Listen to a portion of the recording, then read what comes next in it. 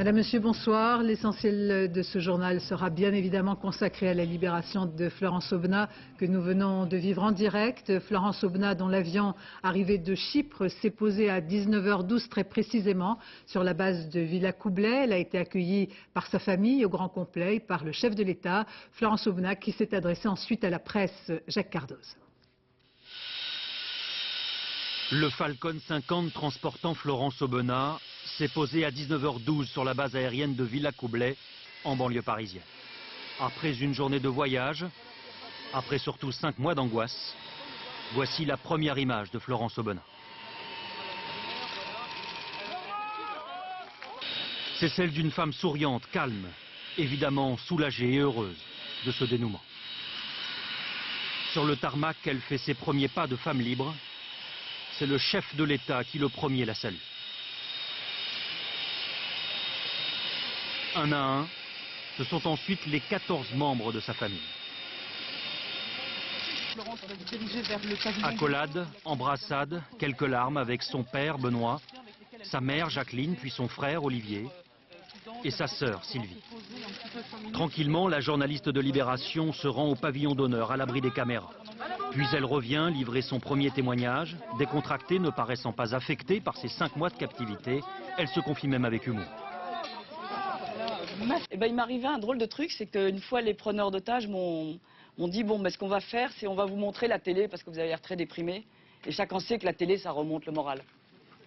Donc, d'ailleurs, c'est pour ça que je suis de tellement bonne humeur aujourd'hui parce que je vois pas mal de télé.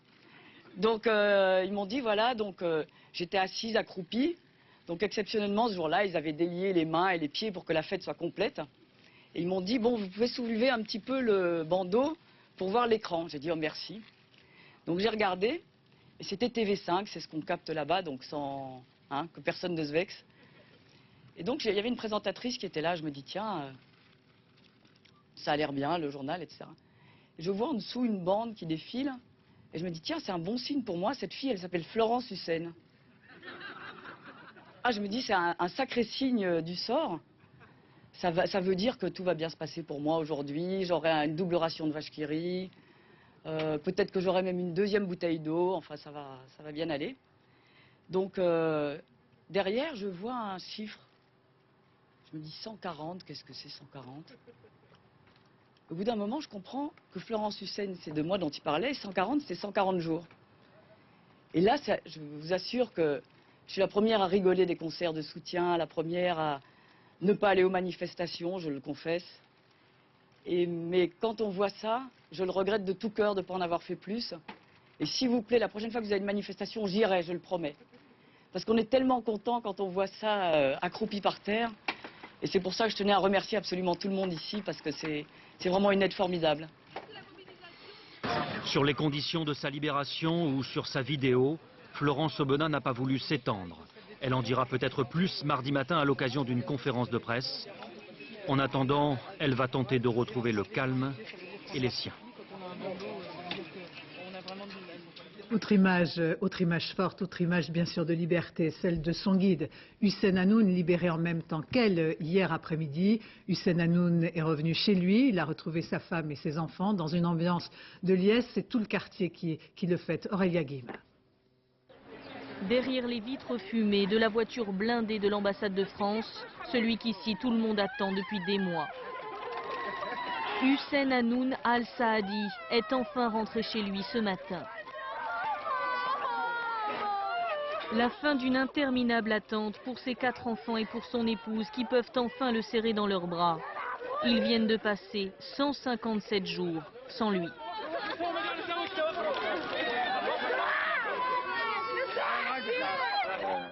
Je suis très content d'être avec ma famille et ma famille sont très contents de me voir. Tout le monde est content, toute la famille, mes parents, mes frères, mes voisins, tout le monde quoi. Ma femme, il a pleuré et elle m'a dit tu restes à la maison, je veux bien te voir devant moi le plus tôt que possible. Elle m'a dit je t'empêche de sortir de la maison, tu restes à la maison avec nous quoi. Elle veut vous garder pour elle. Il a le droit, non? Il a le droit, non? ça fait 5 mois, on ne s'est pas vu, quoi. Il a le droit, quand même. Visiblement éprouvé et amaigri, le chauffeur-interprète irakien a d'ores et déjà décidé de ne plus travailler avec les journalistes. Une promesse faite à ses proches, tous très reconnaissants envers les autorités françaises. C'est grâce au gouvernement français, son président en tête, le Premier ministre, le ministre des Affaires étrangères et le peuple français tout entier que nous avons cette joie aujourd'hui. Je ne sais comment les remercier. Tout au long de la journée, une fête familiale improvisée a célébré le retour d'Hussein Hanoun parmi les siens. Un homme libre, mais qui dissimule mal la souffrance endurée durant 5 longs mois de captivité. Et on retrouve à présent en direct de Villacoublay le frère de Florence Aubenas. Olivier, bonsoir. Peut-être un mot de ces retrouvailles. Comment se sont passées ces retrouvailles? Comment les avez-vous vécues?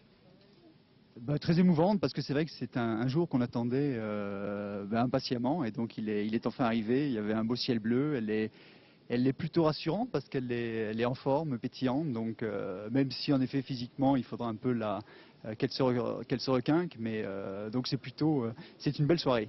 Que vous a-t-elle dit? Il y a cet humour formidable, cet humour et cette dérision qu'elle manie avec talent, mais derrière ça il y a la Florence que vous connaissez. Que vous a-t-elle dit?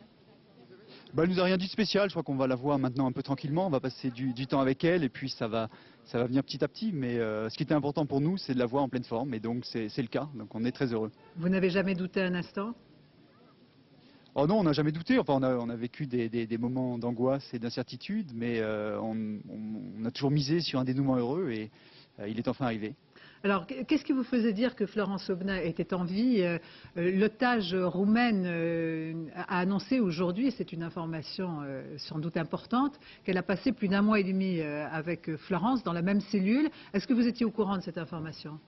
Non, on savait on nous avait expliqué que les deux affaires pouvaient être liées, mais pas du tout de détails plus précis. Donc on verra demain, en effet, pour le détail de sa captivité. Là, on profite de notre bonheur aujourd'hui. Alors, je précise que cette information a été donnée en direct par l'otage roumaine. Florence Aubenas, à son arrivée, lors de la conférence de presse, elle a eu l'air de démentir. Nous en saurons peut-être davantage. Comment allez-vous retrouver votre sœur? Est-ce qu'il y a un rassemblement, des retrouvailles de famille qui sont prévues maintenant? On part tous les 5 ensemble et on va passer les prochaines 24 heures ensemble. Pour lui permettre, elle, de décompresser et d'atterrir un peu. Une dernière question, qu'avez-vous appris sur vous-même pendant tous ces mois de détention? Eh bien qu'en fait, la solidarité était quelque chose d'important et c'est vraiment ce qui nous a aidés. Et là, j'en profite pour vraiment remercier que ce soit les associations, le comité, RSF, le gouvernement. Ça nous a beaucoup aidés et je crois que c'est utile et il faut penser maintenant à ceux qui n'ont pas la chance d'être rentrés. Merci Olivier Aubenas. On l'a dit donc, Merci. Toute la famille de Florence était à Villacoublay pour la retrouver, la serrer dans leurs bras. Voyons comment la famille a passé cette journée depuis l'annonce faite par Jacques Chirac lui-même au téléphone. Une émotion immense. Sophie Rodier, Catherine Juste. Oui. Des dizaines de coups de fil depuis ce matin au domicile du père de Florence Aubenas. Le gouvernement, la famille et aussi Jean-Pierre Raffarin. Monsieur le Premier ministre. Oh, écoutez, je suis très touché. Je suis vraiment très heureux. C'est la plus belle nouvelle qu'on ait depuis. Évidemment, je suis submergé de joie et d'émotion à la fois. C'est quelque chose de tellement extraordinaire. Et les services français ont été absolument extraordinaires de travail, parce que c'était vraiment presque désespéré en 158 jours de n'avoir rien. Donc vraiment, notre gratitude de toute la famille va vers les services français, mais aussi de tout le monde en France qui nous a soutenus pendant toutes ces journées. Ça a été vraiment quelque chose d'incroyable et qui nous a aidés à tenir. 4 heures plus tard, le père de Florence a enfin eu sa fille au téléphone. On s'est juste dit bonjour, ça va. On l'a pressé de reprendre l'avion parce que l'avion allait redécoller. Donc c'était juste pour entendre sa voix, mais elle avait une très belle voix, une voix très ferme et très assurée. Chez la mère de Florence aussi, c'est le défilé des journalistes. Le président de la République l'a averti hier que sa fille allait être libérée. Maintenant que c'est officiel, elle s'autorise à parler, y compris des moments difficiles. Entendre sa fille appeler au secours et ne rien pouvoir faire, c'est vraiment une définition de l'enfer. On n'a jamais perdu le moral. C'était impossible de perdre le moral. Pour moi, il était impossible de pleurer, il m'était impossible de rire. Tout était dans une tension et la force qu'il fallait donner à Florence, transmettre à Florence, transmettre à tous les gens qui aidaient Florence. Il n'était pas possible ni pensable de craquer et de désespérer. Je ne redoute plus rien puisqu'elle est là. Elle aussi a pu parler à sa fille lors de l'escale à Chypre. On était vraiment très heureuse d'entendre sa voix de toujours, la voix de Florence, vivante, vive, pleine d'humour. Bien, chaleureuse, gentille. Non, elle m'a plutôt demandé comment j'allais, en gros. Bonjour à tous, on part. Voilà, il y a 3 voitures. À 18h pile, la famille au grand complet quitte Paris, direction la base de Villacoublay. On le sait, dès les tout premiers instants, le journal Libération a fait corps avec ses journalistes autour de Serge Julier et de toute la rédaction. La mobilisation n'a jamais faibli. C'était un formidable moment de joie aujourd'hui. Voyons comment on réagit à Libération. On sera en direct avec eux dans quelques instants. Comment on prépare le quotidien de demain. Amaury Guibert, Mathieu Birden. Il fallait la voir pour laisser éclater sa joie. Florence Aubenas vient d'atterrir à Villacoublay. C'est vrai que de la voir là, toute pétillante, toute souriante, j'ai l'impression qu'elle racontait des conneries, toute tonique, en pleine forme, c'est exactement elle. D'un coup, là, tout repart. Elle revient et tout repart. À Libération, dès ce matin, il fallait qu'ils partagent leur soulagement. Non, vive, elle a dû faire une blague, elle est vive. Une si longue attente, la Libération annoncée, il semble avoir du mal à y croire. On avait extrêmement peu d'informations, c'était extrêmement varié, on ne savait rien, on ne comprenait rien, pourquoi ça durait aussi longtemps, pourquoi les autres étaient libérés et pas Florence. Et puis bon, c'est vrai que depuis une dizaine de jours, il y avait comme un air un peu optimiste. Ouais, on y va, on va acheter du champagne. On va picoler le mec. Du champagne pour Florence Aubenas et tout ce qui va avec pour fêter ce genre d'événement. Toute la journée, les bouquets de fleurs sont venus garnir le bureau de l'ex-otage. Après 158 jours d'absence et autant de mobilisation. Là, c'est complètement abîmé, tellement j'en ai mis, j'en ai recollé, ça colle plus. Donc voilà, maintenant, il va falloir les enlever. Et je pense que pour elle, il va falloir qu'on essaye d'enlever le maximum de tout ce qu'on a mis dans les rues, les bâches, les autocollants, parce que ça risque d'être un peu lourd pour elle, quoi. Et d'ailleurs, on coupe ses bracelets portés en soutien aux 2 ex-otages. Je te coupe le doigt en même temps. Je les garde quand même en souvenir. Je crois que je les garde, je lui ferai manger, je crois. Un peu plus loin, le journal de demain est en train d'être mis en page. La une, elle tombe sous le sens, et pour la rédaction, cette édition est sans doute l'une des plus agréables à réaliser. Nous retrouvons en direct de la rédaction de Libération Blandine Grosjean. Bonsoir. Qu'est-ce que vous retenez de ce visage de Florence Aubenas que vous avez vu souriante à sa descente d'avion et puis de sa conférence de presse avec ce ton humoristique mais qui en fait donnait un certain nombre d'informations? Bon, on a ri de bon cœur, on a tous ri de bon cœur devant la télévision et là ce qu'on va faire, on va aller à République parce qu'on va retirer son portrait, celui du Seine. Puis je sais pas, on a passé une journée de bonheur, on a mal aux lèvres à force d'avoir souri. C'est une jolie expression. Vous avez entendu Florence Aubenas parler de la nécessité de cette mobilisation qu'elle a découvert. En fait, personne n'a baissé les bras et vous vous dites que finalement rien n'aurait été possible sans ça. Écoutez, il y a des gens qui ont fait preuve d'une énergie incroyable, tous les gens du comité de soutien, c'est des gens qui, nuit et jour, ont bossé, mais de façon incroyable pour elle. Quelquefois, il y avait des questions dans l'entourage, est-ce que c'est utile de faire signer des pétitions, à quoi ça sert? Et la règle n'était pas d'état d'âme, on y va, et Florence l'a dit elle-même, elle aurait pu rire autrefois de ce genre de mobilisation, mais ici au journal et dans l'entourage, personne n'a jamais souri de ça. Et Et puis toute la journée, tous les gens de l'équipe ont reçu des témoignages de bonheur du monde entier, de la France entière, des gens qu'on connaît à peine, qui nous envoient des mails, des textos. Je pense que tout le monde est heureux pour elle, heureux pour Libération aussi, je pense, j'espère. Merci Blandine Grosjean.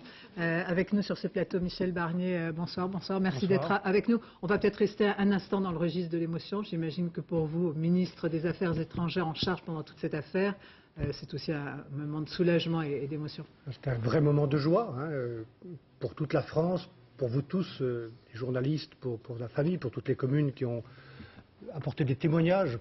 Hier soir, quand le président de la République m'a appelé, j'étais avec mon épouse, on a eu franchement un moment de vraie émotion, et puis j'ai passé 3 coups de fil, l'un à la sœur de Florence Aubenas, qui était avec sa famille, pour l'embrasser, pour les embrasser, parce qu'ils ont été formidables de dignité, de courage, de patience. Ils nous ont fait confiance. Et c'était pas facile, parce qu'on ne pouvait pas dire grand-chose, il y avait des doutes, de la détresse, par moments, de l'inquiétude vraie. J'ai appelé Serge July aussi parce que j'ai trouvé que ce journal a été aussi très responsable dans la gestion de cette affaire. Et puis j'ai passé un coup de fil à mon directeur de cabinet, Pierre Vimont, parce qu'il y a des gens que vous ne verrez jamais sur un plateau de télévision. Moi, vous m'invitez, je suis un ancien ministre des Affaires étrangères depuis peu de jours. J'ai géré cette affaire avec beaucoup de gens. J'avais d'ailleurs géré celle de Christian Chesneau et Georges Bruno avec les mêmes personnes. Il y a des gens que vous ne verrez jamais sur un plateau. Alors il y a les gens de l'ombre qui ont travaillé. J'ai beaucoup de questions à vous poser d'ailleurs sur ça, mais d'abord une moi, information. Merci ce soir grâce à vous, à tous ces gens, voilà, à Bagdad et ici. Alors je voudrais qu'on vienne sur une information essentielle. Aujourd'hui, on a appris en fait qu'une l'otage roumaine, qui est une otage journaliste de télévision elle-même, qui a été libérée, affirme avoir passé 1 mois et demi avec Florence dans sa cellule. Florence Aubenas, elle, lors de sa conférence de presse, a un peu éludé la question. On a eu le sentiment que ce n'était pas le cas ou qu'elle ne voulait pas répondre. Donc je pose la question à vous, le ministre des Affaires étrangères en charge. Est-ce que vous savez à l'époque si, en effet, Florence Aubenas a passé 1 mois et demi en cellule avec cet otage? D'abord que Florence ne réponde pas à cette question ce soir, c'est normal. Il faut lui laisser le temps d'expliquer les conditions de sa détention. Mais nous avons été informés au moment où les 3 otages roumains ont été libérés qu'il nous disait avoir été détenu en même temps que Hussein Hanoun et Florence Aubenas. Donc nous avons eu cette information. Beaucoup d'autres informations aussi. Quand on doit gérer une affaire comme celle-là, on va gérer toutes les informations là où on les trouve. Il y a des dizaines et des dizaines d'informations. On les vérifie, on les croise. Nous avons travaillé avec les pays qui ont eu les mêmes problèmes. La Roumanie, l'Italie, l'Angleterre. Et toutes ces informations et d'autres nous ont permis de rétablir des fils, et notamment il y a quelques semaines d'établir un fil sérieux et fiable à partir duquel on a enclenché un processus de libération. Alors peut-être on pourrait mettre des mots derrière maintenant ces fils, puisqu'il y a eu le langage diplomatique nécessaire pendant toute la période avant la libération. Aujourd'hui peut-être vous avez une parole un peu plus libre. Par exemple, j'ai entendu l'ambassadeur de France dire que lors de l'opération de libération de Florence, les services roumains avaient été présents, ils étaient là. Oui, mais ça ne sert à rien de rentrer dans tous ces détails. Non, mais on a besoin de confirmation déjà, de savoir oui, non, est-ce que c'est exact? L'opération a été très délicate parce que, comme l'a dit Serge July tout à l'heure, la route de l'aéroport est très dangereuse. Je me suis même attaché durant toutes les semaines dernières avec mes contacts avec Condoleezza Rice et au plus haut niveau de la Maison-Blanche à obtenir des conditions de circulation plus sûres pour les Français, en pensant à la libération de Florence Aubenas. Je ne peux pas dire beaucoup de choses. Pourquoi? Parce que ça peut toujours se produire. Il y a quand même des questions. Vous devez comprendre cela.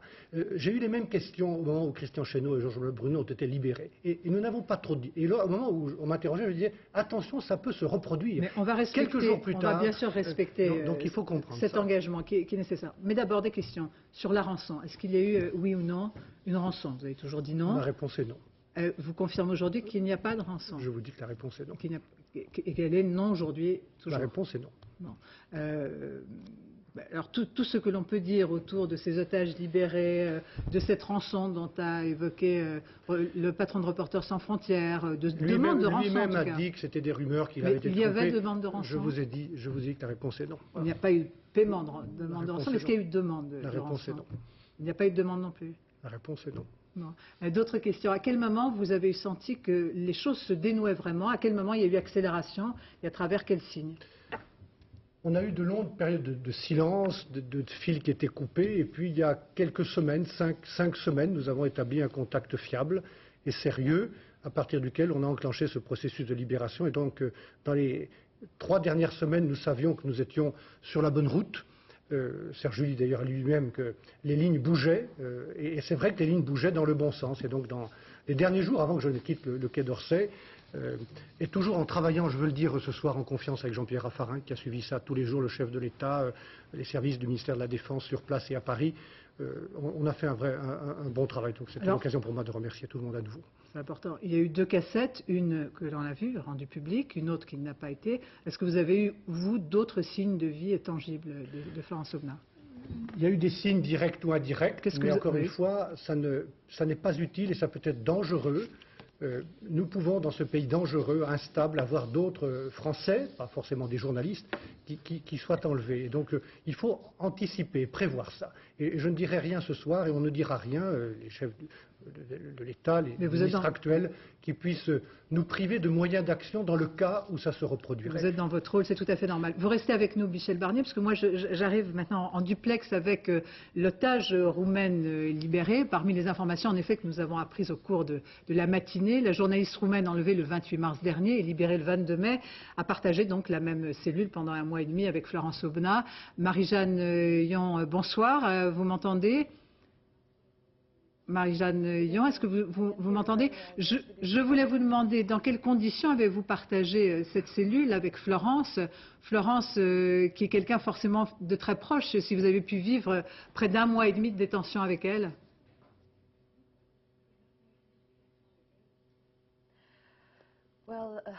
Eh bien, c'est une personne extrêmement forte et courageuse. Elle n'a jamais perdu espoir. Bien entendu, les circonstances n'étaient pas très bonnes. Nous vivions sous terre, pratiquement dans une cave, et il s'agissait d'un endroit très restreint, très petit, avec très peu d'air, et il y faisait sombre tout le temps. Qu'est-ce que je peux dire?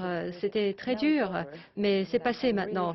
Et je suis vraiment très très heureuse qu'elle soit de retour. Je l'ai vue à la télévision, elle a l'air très bien. Et je suis très très heureuse que ce soit terminé. Qu'est-ce que vous avez envie de lui dire maintenant qu'elle est libre?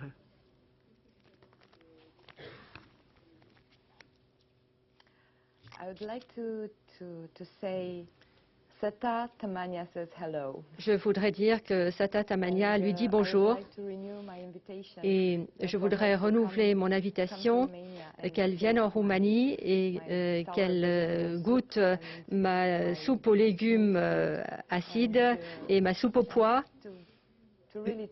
et qu'elle regoute la liberté de nouveau. Je suis tellement heureuse qu'elle soit de nouveau libre. D'un mot peut-être, qu'est-ce qui vous a fait tenir l'une et l'autre? Qu'est-ce qui la faisait tenir, Florence, pendant ces moments si difficiles?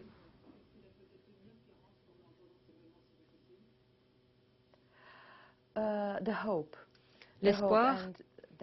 L'espoir. Et c'est là qu'elle nous a vraiment tous aidés, parce qu'elle n'a jamais perdu l'espoir que nous nous sortirions de là vivants. Et c'est la personne la plus merveilleuse que j'ai jamais rencontrée. Et elle n'a jamais perdu son sens de l'humour et l'espoir que nous serions tous libres un jour, et ce jour est arrivé. Et c'est la raison pour laquelle les 3 Roumains ont été si heureux que eux deux, Florence et Hussein, aient pu être libérés aussi. Merci de votre témoignage, Marie-Jeanne. Merci d'avoir été en direct avec nous. Si vous voulez, on fait une petite pause avec cette image que je vous propose de découvrir en même temps que nous. Il s'agit de l'hélicoptère qui emmène en fait Florence Aubenas et puis toute sa famille. Ils sont à bord. Thierry Tulier en commande, donc ils quittent la base militaire de Villacoublay. Voilà, c'est ce qui a été proposé hier par la DGSE à la famille de Florence Aubenas, une mise au vert collective pour que, comme le disait le frère de Florence Aubenas, pour qu'ils se retrouvent ensemble, parce qu'évidemment, maintenant, ils ont besoin de renouer des fils interrompus depuis presque 6 mois. Et donc, cet hélicoptère part vers une base censée être secrète, mais Christian Chesneau, tout à l'heure, a donné l'adresse quasiment en disant que c'était la base de Sercotte, du côté d'Orléans, où déjà, d'ailleurs, Christian Chesneau et Jean-Marc Bruno s'étaient retrouvés quelques jours. Donc, ça va durer là 24 heures, 36 heures, c'est selon. Et ils ne vont voir, normalement, personne d'autre que leur propre famille et pouvoir donc discuter entre eux. Et rendez-vous mardi, comme le disait Florence, pour sa conférence de presse. Jacques Chirac a accueilli lui-même Florence Aubenas à Villacoublay il y a donc quelques instants. Le chef de l'État qui a lui-même prévenu la mère de Florence Aubenas de la bonne nouvelle. Dès la mi-journée, il a fait une première déclaration. Nous l'écoutons. Je rends hommage à l'extraordinaire mobilisation en France et à l'étranger. Ce fut un magnifique témoignage de solidarité et d'espoir. Au moment de cet heureux dénouement, je souhaite saluer la mobilisation constante et le travail acharné de Jean-Pierre Raffarin et de Michel Barnier. Aujourd'hui, en votre nom à toutes et à tous, je souhaite dire à Florence Aubenas et à Hussein Hanoun notre bonheur et celui de la nation tout entière de les savoir libres et bientôt de retour chez eux.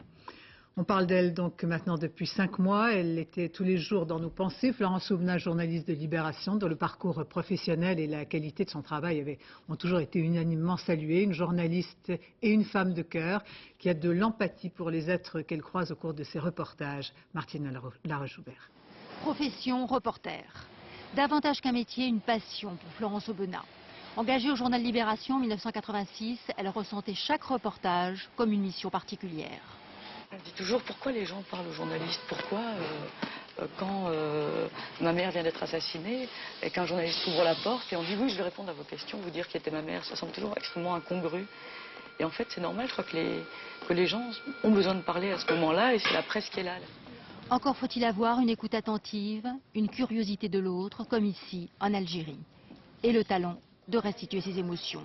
De retour à Libé, son sourire semblait masquer certaines tragédies, mais sa plume demeurait acérée. On a 2 yeux de trop, a-t-elle écrit sur l'enfer du Rwanda. Un style et une façon d'être. Ces clips, tournés pendant sa détention, témoignent des traces laissées au cours de ses reportages. Ici, la boulangère d'Outreau se souvient.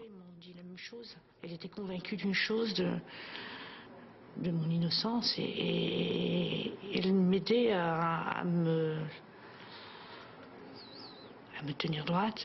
On sentait chez elle qu'il n'y avait pas de cliché, elle n'avait pas une idée préconçue du conflit algérien, mais par contre elle était à la recherche de compréhension, d'aller vers les citoyens. Comment c'était produit. Florence, aussi naturelle en Algérie que chez les dockers. Avec sa façon de parler, elle nous a mis à l'aise tout de suite et elle est arrivée à nous faire rire. C'est une chose incompréhensible. Elle a un côté humain, une chaleur humaine, c'est incroyable. Aujourd'hui, une de ses meilleures amies, l'écrivain Marie Desplechin, l'attend avec sérénité. Quelle femme vous vous attendez à retrouver là dans voilà, même. Hein. Ça, je vois pas. Enfin, on ne sait pas, on dit ça évidemment, ça risque peut-être. J'imagine que l'expérience pareille, ça change, ça trouble, c'est sûrement important, mais fondamentalement, je pense la même. Florence, une journaliste brillante mais pudique, à l'image de ses pochoirs dans les rues de Paris, une empreinte discrète et prenante à la fois. Formidable mobilisation depuis toutes ces semaines avec de nombreuses initiatives un peu partout en France. Comment, ici ou là, on a accueilli cette libération si attendue. Tour d'horizon avec Julia Delage et nos correspondants en région. 2 bouts de ficelle tranchés, 2 portraits qui s'envolent, un geste symbolique qui libère aussi la joie des Lillois. 157 jours qu'ils n'oublieront jamais. On va mettre au club de la presse avec celle de chez nous, Emmanuel Bruno. On ne la jetterait pas? Non, non. Elle a trop rassemblé de gens, de monde, il ne faut pas l'acheter. Une immense joie, vraiment. Je crois que d'abord pour Florence, pour ce qu'elle est. C'est une journaliste évidemment très professionnelle, mais c'est surtout une femme qui a une vraie épaisseur, qui a une vraie humanité. À l'autre bout de la France, le soleil toulousain inonde la place du Capitole et accompagne la libération de Florence Aubenas et du Hanoun. Vous avez appris ce matin, super bonne nouvelle. Super, très bonne nouvelle. Super bonne nouvelle. Et pour son guide aussi, c'est super chouette quoi. À Montpellier, les 2 portraits, place de la Comédie, seront officiellement décrochés demain à 12h30. Une cérémonie en l'honneur des 2 ex-otages, aujourd'hui mondialement connus. C'est vraiment quelque chose qu'on a remarqué tous les jours, qui nous ont rendus tristes tous les jours. Et ça, c'est une très bonne nouvelle. Je suis content pour eux, pour leur famille, qu'ils rentrent bien chez eux et qu'ils se reposent. Partout en France, comme ici à Lyon, les comités de soutien ont œuvré pour la libération des 2 otages. Aujourd'hui, évidemment, c'est le soulagement.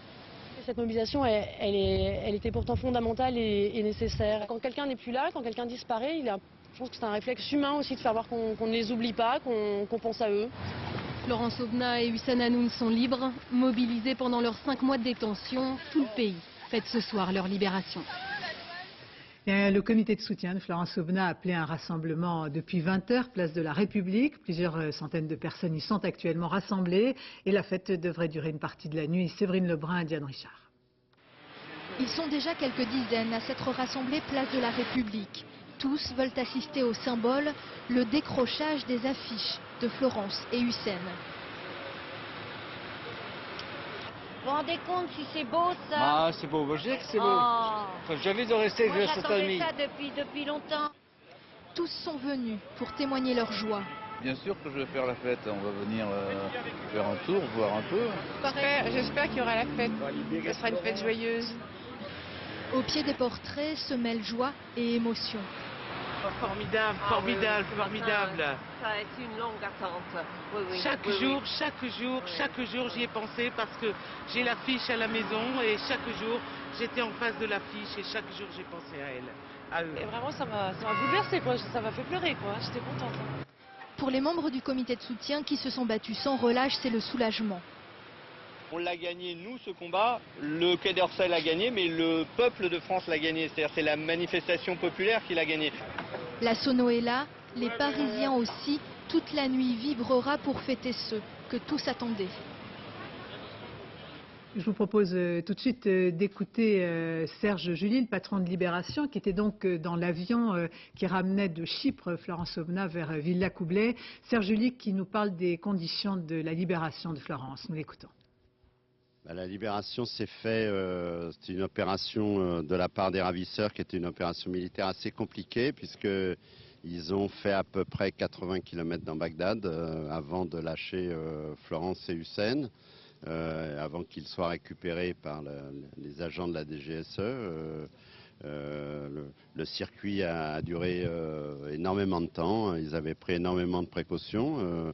Elle a été libérée hier après-midi. Ils sont arrivés dans des locaux sécurisés de l'ambassade de France et voilà, ils ont passé la nuit dans ces lieux sécurisés avec le personnel diplomatique et les fonctionnaires de l'État. Et ce matin, il y a eu un incident supplémentaire dans cette histoire qui en compte beaucoup.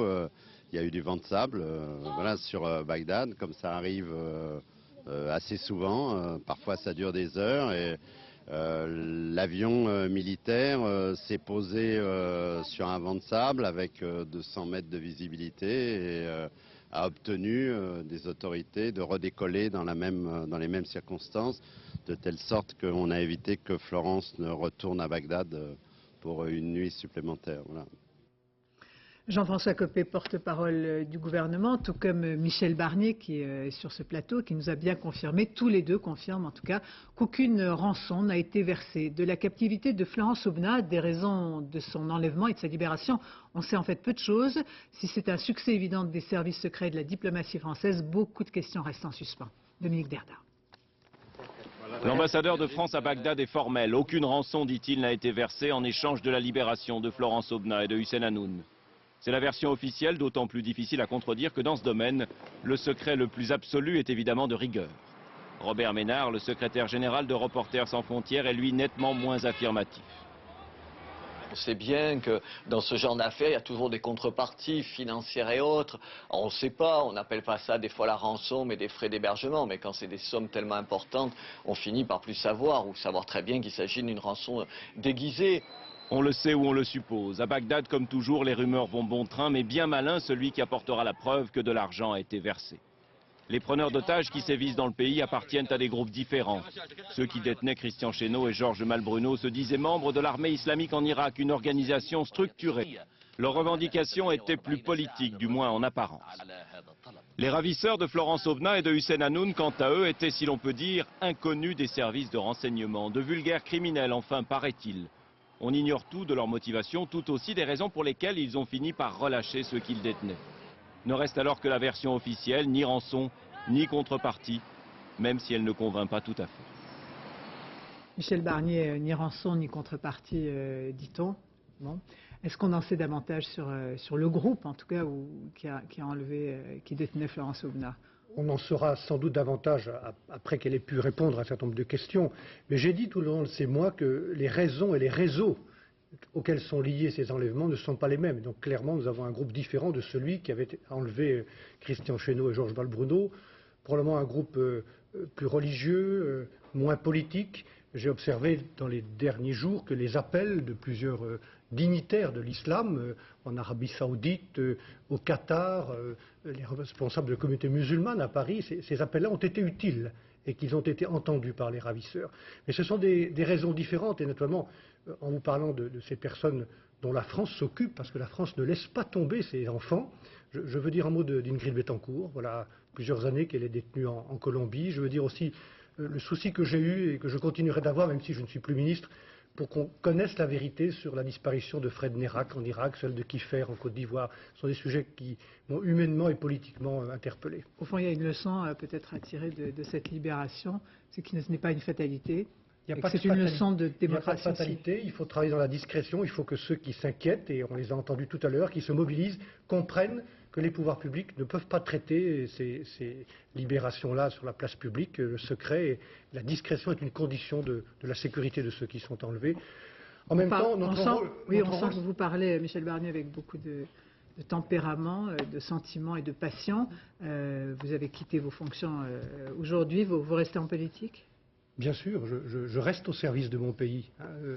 J'étais au service de mon pays comme ministre, je ne suis plus au gouvernement, mais je reste au service de mon pays, soucieux de défendre des convictions républicaines, européennes, progressistes, et je vais le faire à la fois dans mon parti, l'UMP, mais aussi avec tous ceux qui le veulent dans un club que j'ai créé il y a 2 ans, qui s'appelle Nouvelle République, et qui est ouvert à tous ceux qui veulent m'aider et travailler avec moi. Merci Michel Barnier. Merci à vous. Christian Chesneau, otage, dont vous vous êtes occupé aussi, a été libéré en fait 15 jours avant que Florence Aubenas, elle, ne soit capturée. Je vous propose de suivre la journée toute particulière de Christian Chesneau. Sama Soula.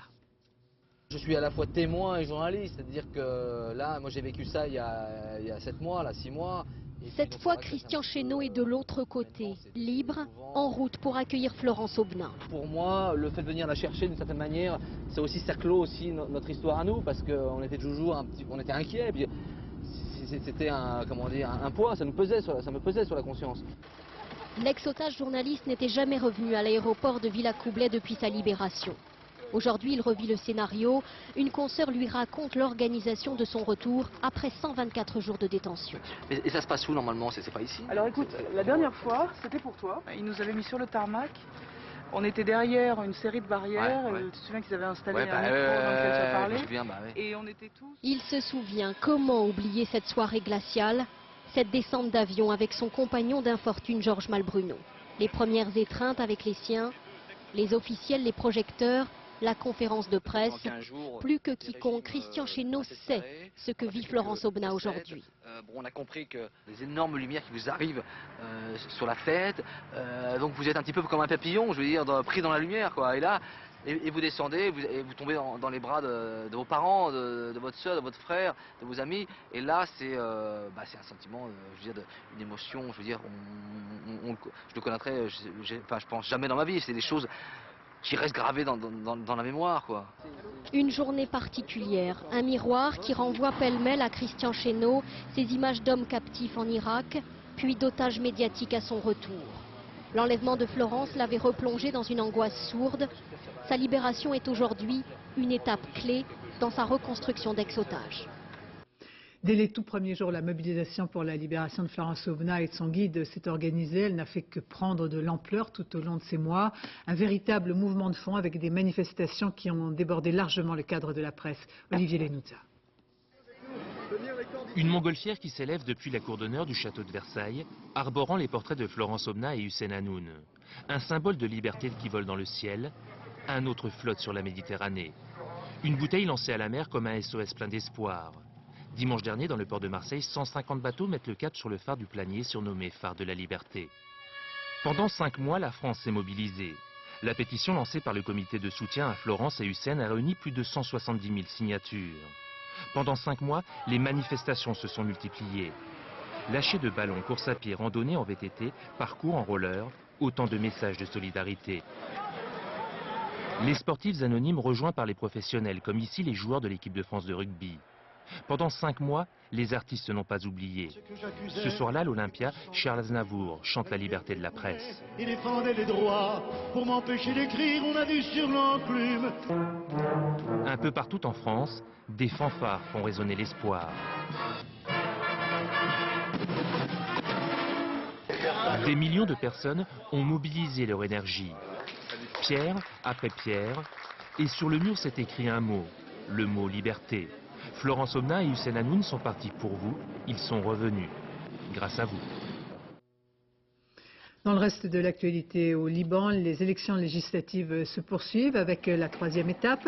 Au total, 1 million de Libanais sont appelés aux urnes. Parmi les personnalités politiques notables, Walid Jumblat, puis le général Michel Aoun, qui ont voté ce matin. La bataille entre les listes qu'ils parrainent s'annonce serrée.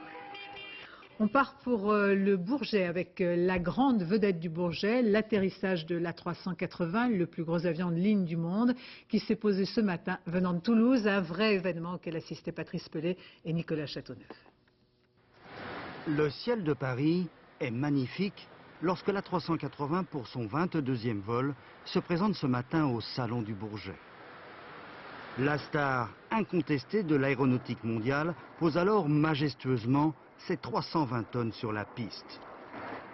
Puis lentement, il est remorqué vers le centre du salon où là, immédiatement, il provoque l'étonnement. Je suis très impressionné par cette masse. C'est magnifique, c'est magnifique. C'est spectaculaire, mais c'est une technologie européenne quand même. Hein. C'est très important pour les Européens. Au moins, on fait quelque chose de très bien. 10 minutes plus tard, la porte s'ouvre. Surprise, l'équipage a déjà abandonné la combinaison de vol pour le costume cravate. Une métamorphose peut être due à la proximité de la capitale. On est à l'heure au Bourget, l'avion est en bonne forme et tout se passe comme on avait prévu, donc c'est un succès. Le fait d'avoir l'avion ici, c'est un succès. À l'intérieur du géant des airs, voici ce que découvriront les acheteurs. Des dizaines de fûts à la place des sièges. Attention, non, ce n'est pas une cave à vin. C'est de l'eau que l'on transfère de façon à assurer le centrage de l'avion. Cet après-midi, les fameuses bonbonnes ont bien fonctionné pour le vol de qualification. En effet, comme n'importe quel avion, la démonstration de l'A380 doit être validée par le directeur des vols. Pendant 5 minutes, il nous a donc présenté son programme.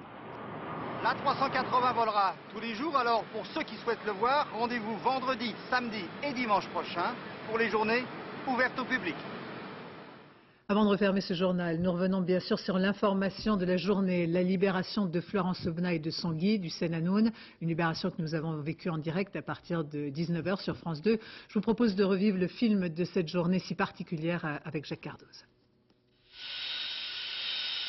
Le Falcon 50 transportant Florence Aubenas s'est posé à 19h12 sur la base aérienne de Villacoublay, en banlieue parisienne.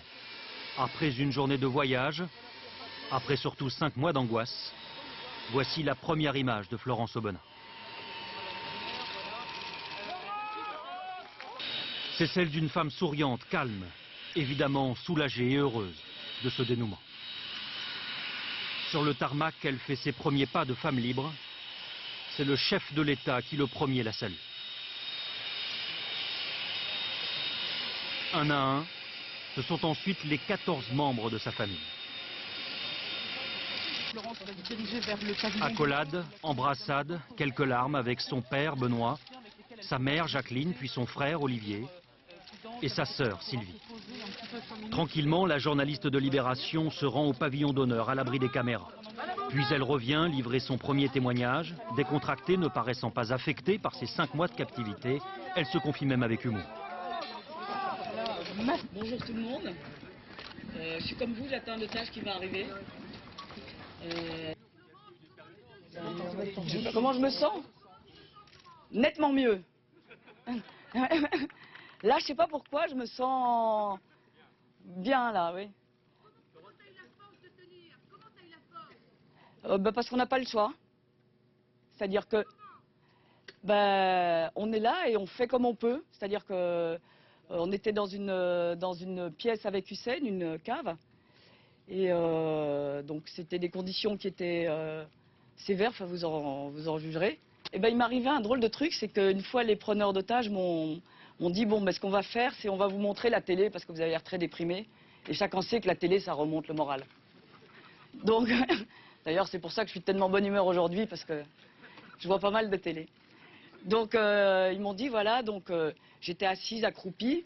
Donc exceptionnellement ce jour-là, ils avaient délié les mains et les pieds pour que la fête soit complète. Et ils m'ont dit bon, vous pouvez soulever un petit peu le bandeau pour voir l'écran. J'ai dit oh merci. Donc j'ai regardé et c'était TV5, c'est ce qu'on capte là-bas, donc sans que personne ne se vexe. Et donc il y avait une présentatrice qui était là. Je me dis tiens, ça a l'air bien le journal, etc. Et je vois en dessous une bande qui défile. Et je me dis, tiens, c'est un bon signe pour moi. Cette fille, elle s'appelle Florence Hussein. Ah, je me dis, c'est un sacré signe du sort. Ça veut dire que tout va bien se passer pour moi aujourd'hui. J'aurai une double ration de vache qui rit. Peut-être que j'aurai même une deuxième bouteille d'eau. Enfin, ça va bien aller. Donc, derrière, je vois un chiffre. Je me dis 140. Qu'est-ce que c'est 140 ? Au bout d'un moment, je comprends que Florence Hussein, c'est de moi dont il parlait, 140, c'est 140 jours. Et là, je vous assure que je suis la première à rigoler des concerts de soutien, la première à ne pas aller aux manifestations, je le confesse. Mais quand on voit ça, je le regrette de tout cœur de ne pas en avoir fait plus. Et s'il vous plaît, la prochaine fois que vous avez une manifestation, j'irai, je le promets. Parce qu'on est tellement content quand on voit ça accroupi par terre. Et c'est pour ça que je tenais à remercier absolument tout le monde ici, parce que c'est vraiment une aide formidable. Sur les conditions de sa libération ou sur sa vidéo, Florence Aubenas n'a pas voulu s'étendre. Elle en dira peut-être plus mardi matin à l'occasion d'une conférence de presse. En attendant, elle va tenter de retrouver le calme et les siens. Et avant de refermer cette édition, Thierry Tullier, peut-être un dernier point avec les quelques informations que l'on a apprises depuis 19h, depuis donc l'arrivée de Florence Aubenas. Oui, d'abord, évidemment, les conditions de sa détention, c'est qu'elle était entravée, qu'elle avait les yeux cachés, masqués, que ces conditions, dit-elle, ont été très sévères, et on ne sait toujours pas, finalement, à l'écouter, si elle était en compagnie des otages roumains qui, eux, affirment avoir pu parler même avec Florence Aubenas. Donc ce sera un point à éclairer dans les prochains jours. On a appris aussi que la mobilisation en France avait été captée d'une certaine manière à la fois par Florence Aubenas et par ses ravisseurs, ce qui est très important, ce qui a prouvé, semble-t-il, aux ravisseurs de Florence Aubenas et d'Hussein Hanoun, bien que finalement ces deux personnes avaient beaucoup de poids en France et que beaucoup de gens s'occupaient de leur cas. Et puis, dernier point très important, on ne sait toujours peu de choses finalement sur le groupe qui a kidnappé Florence Aubenas. On sait simplement que ce groupe est très certainement très différent du groupe qui a ravi Christian Chesneau et Georges Malbruno. Mais là aussi, peu de choses sur leur motivation. Étaient-elles politiques, étaient-elles religieuses ou tout autre, mafieuses. En tout cas, officiellement ce soir, la France a évidemment démenti qu'une rançon avait été versée, ce qui n'est pas surprenant. Merci Thierry Tullier. C'est la fin de ce journal. Je vous remercie de votre attention. Tout de suite la météo présentée par Nathalie Rouet. Après ce journal, vous retrouverez Michel Drucker pour une émission spéciale consacrée à l'Airbus A380. 1h25, le dernier journal Laurence Piquet. Demain, dans les 4 vérités, Françoise Laborde reçoit Patrick Gobert, député européen. 13h, Carole Gessler. 20h, David Pujadas. 23h15, demain soir, un œil sur la planète avec Thierry Tullier sur la question du modèle anglais pour la France. Excellente fin de soirée sur France 2.